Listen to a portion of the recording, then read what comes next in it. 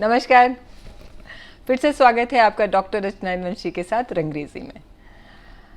क्या सुनाने जा रही हूँ आपको? अरे वही जो 5 दिन पहले आपने मुझसे सुना था ना, चिरयुवा एवरग्रीन मेरी स्टोरी। और मैंने आपसे कहा था कि उसे क्लिफ हैंगर पे छोड़ दिया था मैंने, ये कह करके कि दूसरा पार्ट मैं जल्दी ही लिख करके आपको सुनाऊंगी। तो मैंने लिख लिया है और पूरा कर लिया है और अब आपकी सुनने की बारी है। तो light camera action, not action, just words. तो जिन्होंने सुन लिया है मुझे उस कहानी को, उनको मैं थोड़ा सा जस्ट बताऊंगी। जिन्होंने नहीं सुना है वो उनसे मेरी रिक्वेस्ट है कि जाकर के मेरे पिछले एपिसोड को देख लें। चिरयुवा एवरग्रीन करके मैंने उस पर कहानी डाली हुई है, फर्स्ट पार्ट भी डाला हुआ है, तो उसको पूरा सुन लें तो आपको मज़ा आएगा आगे सुनने में। और जिन्होंने सुन लिया है, देख लिया है, उनके लिए थोड़ा सा रिकैप कि मेरी नायिका थी माया, और बहुत खूबसूरत, बहुत कमसिन, और लेकिन उसको उनके मन का प्रिंस नहीं मिल रहा था, तो वो शादी नहीं हो पा रही थी। लेकिन कोई मिला था। कौन मिला था? वो माहिर था। और फिर आगे क्या होना था यहीं पे मैंने छोड़ दिया था। तो आगे क्या हुआ वो मैं आपको सुनाती हूँ। मैंने बताया था ना कि माया की ज़िंदगी में बहुत लोग आए, बहुत लोगों ने उस कोशिश की उसे वू करने की, लेकिन रिझा नहीं पाई माया को। और फिर माया ने सोचा कि उसकी ज़िंदगी ऐसे ही लूनर के तौर पे जाएगी। और फिर मैंने एक लास्ट लाइन कहा था कि समय यदि करवट न ले तो जीवन के निराले खेल कैसे चलें। वहीं से आगे सुनिए। माया जब बिल्कुल भी खेलने के मूड में नहीं थी, तभी ज़िंदगी ने चौसर पर एक नया पासा फेंका। माया को मौका मिला यूनिवर्सिटी की तरफ से शिमला में एक सेमिनार अटेंड करने का। माया ऐसे मौके छोड़ती नहीं थी। रूटीन जिंदगी से निकलकर नए माहौल में 3-4 दिन जैसे माया को तरोताज़ा कर जाते थे। सेमिनार में सीनियर होने के नाते माया अग्रिम पंक्ति में बैठी थी, लेकिन उसे अपनी सिल्क साड़ी से ढकी पीठ पर किसी की नज़रें महसूस हो रही थीं। ये विलक्षण गुण विधाता ने केवल औरत को दिया है कि बिना देखे भी वो बहुत कुछ केवल भांप कर देख लेती है। मानेंगे ना इस बात को? कुछ वक्ताओं के पेपर सुनने और अपना पेपर प्रेजेंट करने के बाद माया हॉल से उठकर बाहर ताज़ा हवा लेने के लिए कॉरिडोर में आ गई थी। दोनों तरफ से खुला कॉरिडोर क्रॉस वेंटिलेशन की वजह से ज़बरदस्त हवा के झोंकों से भरा हुआ था। कॉरिडोर के दोनों तरफ लगे बड़े बड़े गुलदाउदी झूम रहे थे, तो माया को लगा जैसे उसके जहन में भी खुशबू सी भर गई है। एक गमले के पास जब माया ने मस्त झूमते गुलाबी सफ़ेद मिक्स गुलदाउदी को देखा तो वो खुद को रोक नहीं पाई और अपना मोबाइल फ़ोन निकालकर उसका करीब से जूम शॉट लेने के लिए गमले के पास झुकी। तभी पीछे से एक आवाज़ आई, आप इससे ज़्यादा खूबसूरत हैं।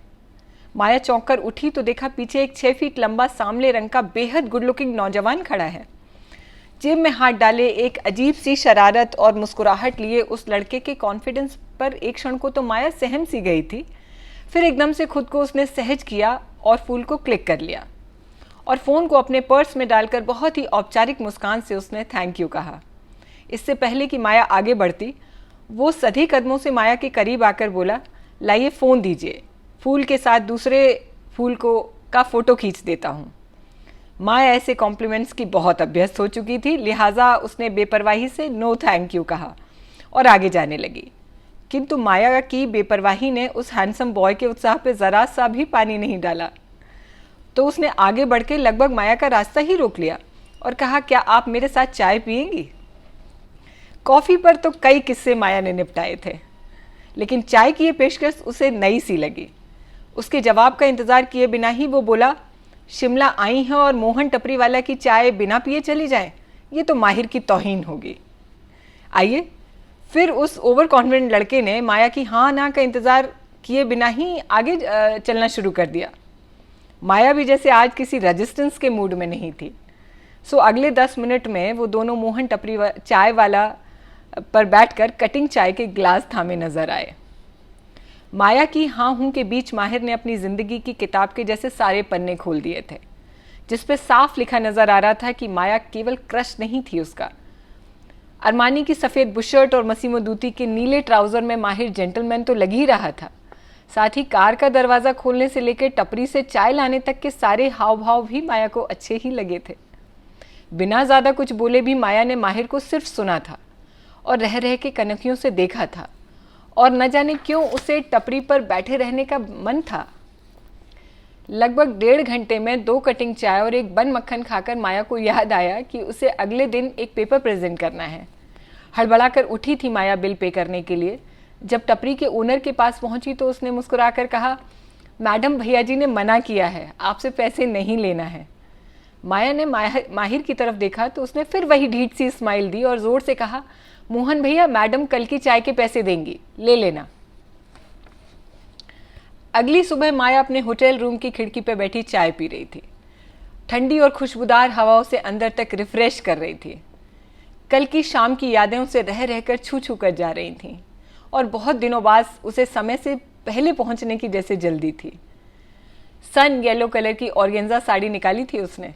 उसे पता था कि यह रंग उसकी कशिश में ज़बरदस्त इजाफा करता है, इन्हांस करता है। लंबे बालों को आज बांधा नहीं था उसने। हैदराबादी पर्ल नेकलेस जो माया कुछ खास मौक़ों पर ही पहनती थी, आज उसके गले में था। अंत में एक छोटी मरून कलर की बिंदी लगाकर जब माया ने आईना देखा तो खुद ही रीझ गई थी वो अपने रूप पर। यह भी एक रोचक आयाम है कि अगर शीशे में औरत खुद को पसंद कर ले तो बाहर कॉम्प्लीमेंट मिलना तय हो जाता है, क्योंकि सारा किस्सा ही कॉन्फिडेंस का है। आज के माया के पेपर प्रेजेंटेशन पे गजब तालियां बजी थीं। माया खुश थी। किस बात पर, ये माया को पता था। ऑडियंस में बैठा माहिर एकटक माया को निहार रहा था, लेकिन आज माया असहज नहीं थी। ब्यूटी विद ब्रेन्स का ताज पहने माया जब अपनी सीट पर पहुंची तो माहिर को उसकी आंखें तलाश रही थीं। माहिर वहां नहीं था। माया से 5 मिनट भी अपनी सीट पर बैठा नहीं गया और माहिर को तलाश करते करते माया बाहर आ गई। कॉरिडोर भी खाली था। माया बेचैन सी हो गई थी। उसके दिमाग ने कहा, वापस हॉल में चलो, लेकिन दिल ने धड़कन का स्वर ऊंचा करके कहा, चलो जहां वो मिलेगा। माया तेज कदमों से चलकर कब मोहन टपरी स्टॉल पर पहुंच गई उसे खुद पता ही नहीं चला। सामने माहिर बेंच पर 2 कटिंग चाय के साथ बैठा उसी चिर परिचित मुस्कान के साथ उसी का इंतजार कर रहा था। काली शर्ट और लाइट ब्राउन पैंट में आज माहिर कुछ ज्यादा ही अच्छा लग रहा था। माया अब थोड़ा कॉन्शियस हो गई। कैसे टीनेज की तरह बिहेव किया था उसने। अपना ग्रेस खुद कम कर लिया उसने, यूं माहिर को चेज करके। माहिर ने माया के चेहरे की लकीरें पढ़ ली थीं। Come on Maya, you deserve some moments of yours. इतना ओवर थिंक मत किया करो।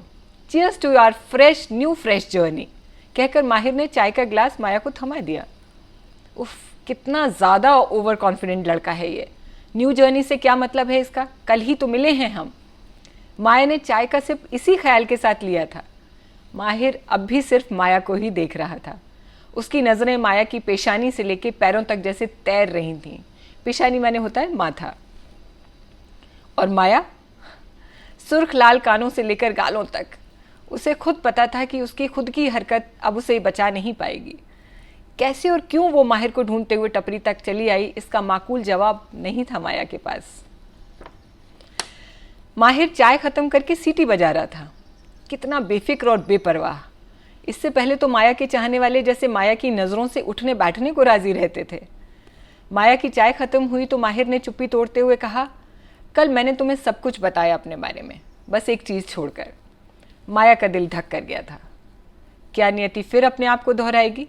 क्या उसका ख्वाब फिर से अधूरा रह जाएगा? माया ने कातर निगाहों से माहिर की ओर देखा तो माहिर खिलखिलाकर हंस पड़ा था। बोला, डर गई तुम? Relax beautiful, nothing to worry about. दरअसल मान्या मेरी कज़िन है, बस यही बात बतानी तो रह गई थी। माया अवाक थी ये सुनकर। मान्या यानी माया की एकमात्र बेस्ट फ्रेंड। स्कूल से लेकर कॉलेज तक साथ रहने वाली मान्या पोस्ट ग्रेजुएशन के लिए कैम्ब्रिज चली गई थी। बस वहीं से माया और मान्या के बीच फिजिकल फासले हो गए थे।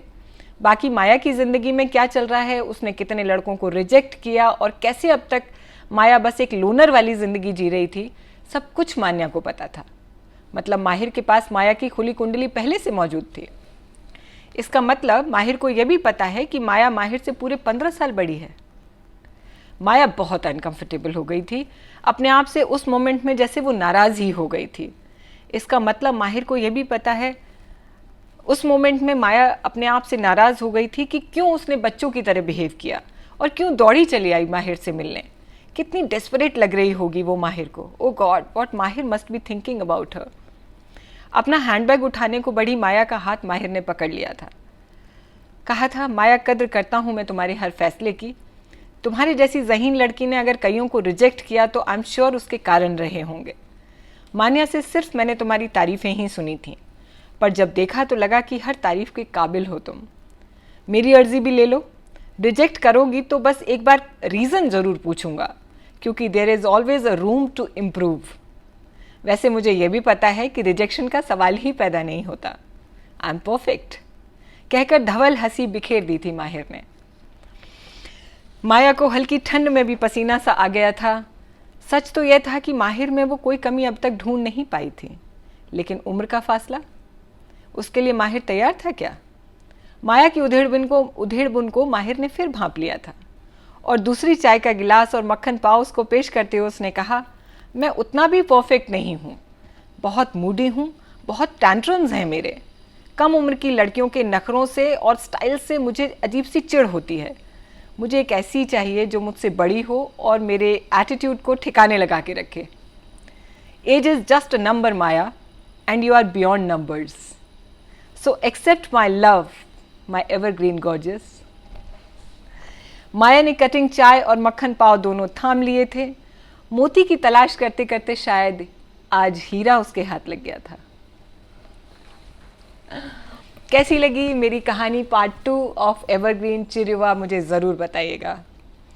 अब मैं आपको एक सीक्रेट बताती हूँ। सीक्रेट इन द सेंस कि एक ऑनेस्ट रिविलेशन। मैंने आपसे पिछले एपिसोड में कहा था कि कई बार होता है कि मैं सोचती कुछ और हूँ, सोच के कुछ और बैठती हूँ और कभी कभी अंत कुछ और हो जाता है। इसका भी वही हुआ। हश्र अगर आपको अच्छा लगा हो तो मुझे ज़रूर बताइएगा। हुआ क्या कि मैंने जो सोचा था वो हैप्पी एंडिंग नहीं थी। तो जब मैंने उस पर सोचा और my daughter my best friend, जब मैंने उससे डिस्कस किया तो पता है उसने क्या कहा? उसने कहा, मम्मा हैप्पी एंडिंग रखिएगा, क्योंकि ग्लूमी, सैड, डिसअपॉइंटिंग चीज़ें तो लाइफ में होती ही रहती हैं। आपकी स्टोरी से अगर मन खुश हो जाएगा किसी का भी तो वो ज़्यादा अच्छा रहेगा। तो चेंज कर दिया मैंने एंड। लेकिन मैं आपको बताऊं, मुझे एक तरफ ये भी लगा कि जो वो एंडिंग थी मेरी, उसमें थोड़ा ज़्यादा वज़न था अगर मैं उस एंड को करती जो कि हैप्पी एंडिंग नहीं थी। लेकिन पॉपुलर चॉइस ये थी। अब पॉपुलर हो पाएगी या नहीं ये तो आप डिसाइड करेंगे। मैंने लिख दिया है, हैप्पी एंडिंग कर दी है। आपके हवाले है अब मेरी कहानी कि आप इसको कितने स्टार देंगे। इस बार ऐसा करिएगा, कमेंट्स में मुझे स्टार दीजिएगा, मुझे रेट करिएगा मेरी इस कहानी को आउट ऑफ 5 और मुझे बताइएगा। और हाँ, मुझे ये भी बताइएगा कि क्या मुझे अपना सोल कॉल सुनना चाहिए, कि जो कहानी का जो नेचुरल फ्लो है वो मुझे आने देना चाहिए, या पॉपुलर चॉइस पे मुझे हैप्पी एंडिंग करते रहना चाहिए। ज़रूर बताइएगा मुझे। धन्यवाद। Thank you so much for listening to me so lovingly, so warmly. बने रहिए मेरे साथ। इसी हफ्ते में एक और कहानी आपको सुनाने जा रही हूँ और वो पार्ट्स में नहीं होगी, वो शॉर्ट ही होगी। इसलिए जो है जाते जाते मैं आपको एक और कहानी देके जाएगा। इसी वादे के साथ चलती हूँ मैं। अगली बार फिर मिलूंगी रंगरेजी में। नमस्कार।